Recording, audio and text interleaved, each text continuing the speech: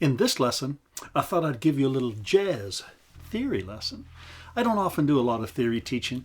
I feel like, we need to hear a lot of stuff before we study it. But I'm going to assume that you have heard some jazz, that you play some jazz. And maybe you know the stuff I'm going to teach you, but I'm going to teach it to you on the fingerboard. I'll be working from this book today.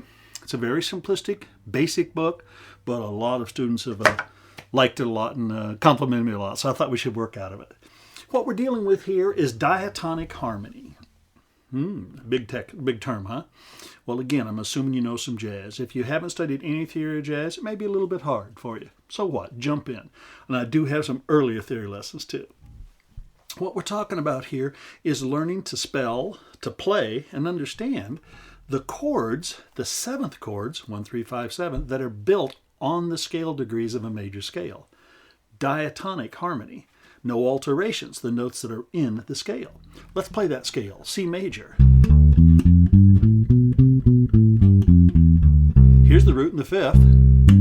Here's the root in the fifth of the second degree of the scale. Third degree. Fourth.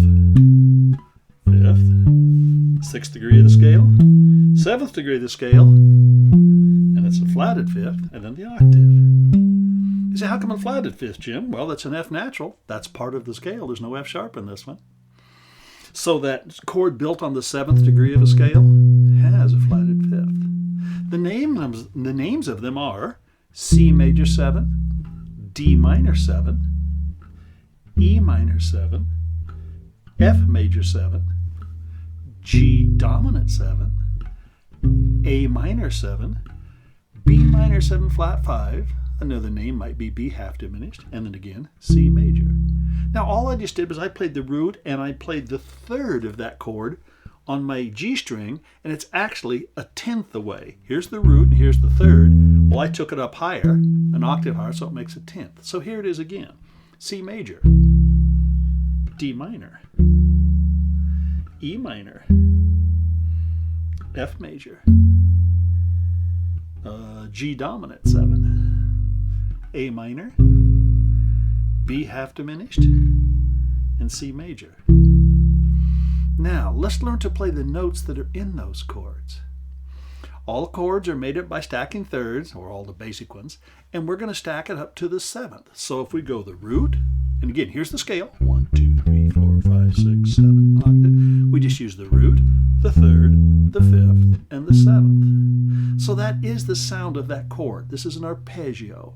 It's a chord played one note at a time. Octave. C major 7. Here's that D minor 7.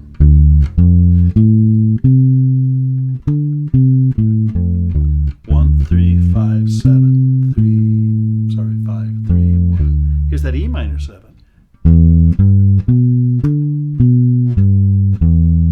Root, third, fifth, seventh, fifth.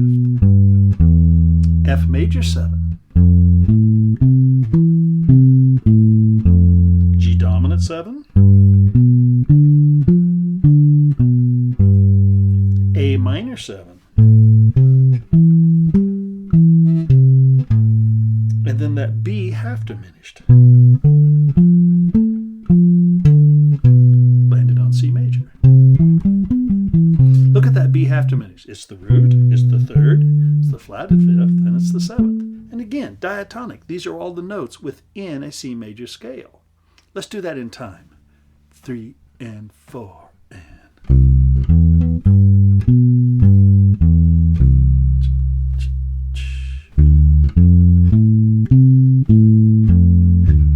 Here comes E minor.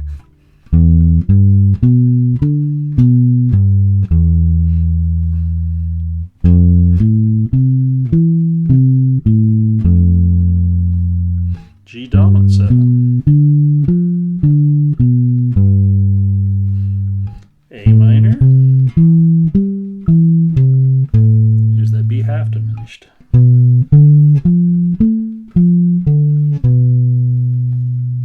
Back where we started, an octave higher.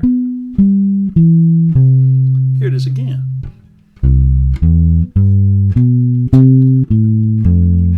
Going up one, coming down the other. You say, hold it, slow down.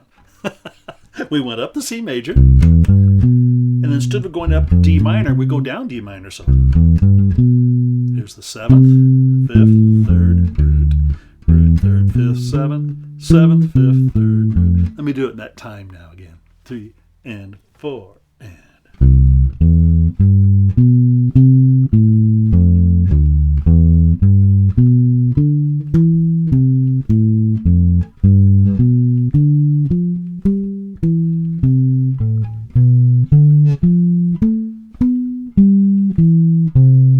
I think fingering is very important. I'm playing one finger per fret. Why though? Some people say, well, why, Jim? Why can't I do anything I want? Because it helps me maintain a position, not only in my hands, but in my mind. I can see how things are connected. And of course, I'm always striving for economy of motion. Let's do it again before I talk some more. 3 and, by the way, play with me, of course. Try to figure this out. 3 and 4 and.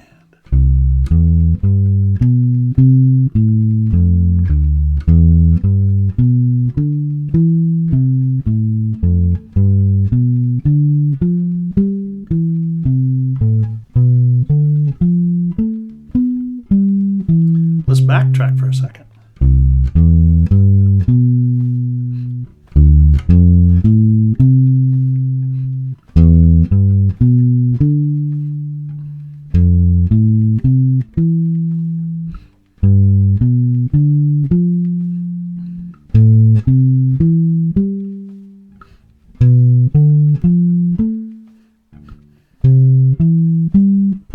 Sure. Now, up, first one, down the second one, and so forth.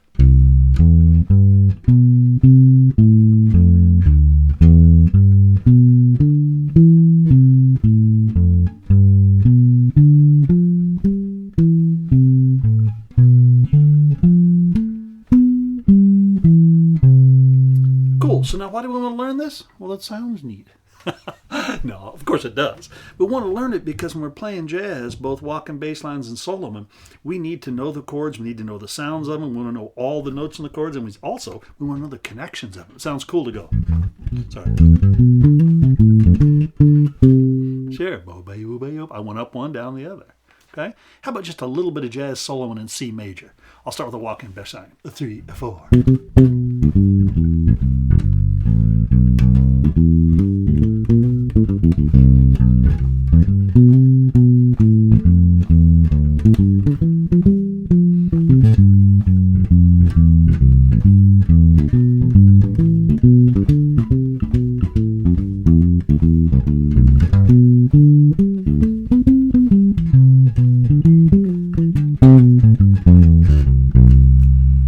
Now, you're probably not going to do much jazz soloing in one chord C major only. It sounds a little vanilla-like. But the idea is to learn these chords. And then, so why do you need to know the chords? Like I said, we're going to play them.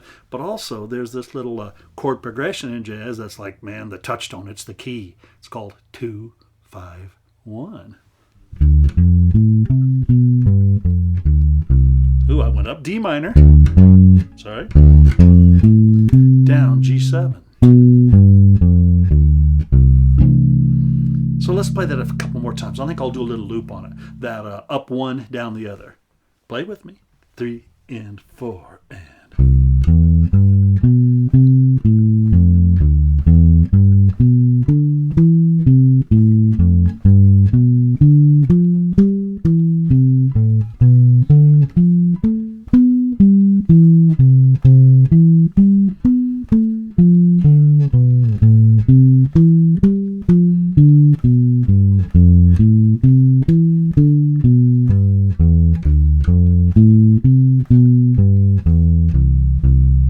Sure, up one down the other, then up one down the other going down.